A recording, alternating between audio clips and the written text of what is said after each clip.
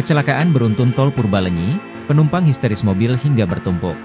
Terjadi kecelakaan beruntun di ruas tol Purbalenyi di KM 92,2 arah Jakarta pada Senin 11 November siang. Dalam video amatir yang beredar di media sosial, tampak sejumlah kendaraan roda 4 saling bertumpuk di lajur cepat. Adapun kendaraan yang terlibat kecelakaan ini mulai dari kendaraan pribadi, truk, hingga travel. Selain bertumpuk, ada juga kendaraan dalam posisi terbalik serta truk terguling. Bahkan ada kendaraan yang sampai melompati batas jalan tol di arah sebaliknya. Terpantau cuaca di lokasi mendung dan sudah turun hujan.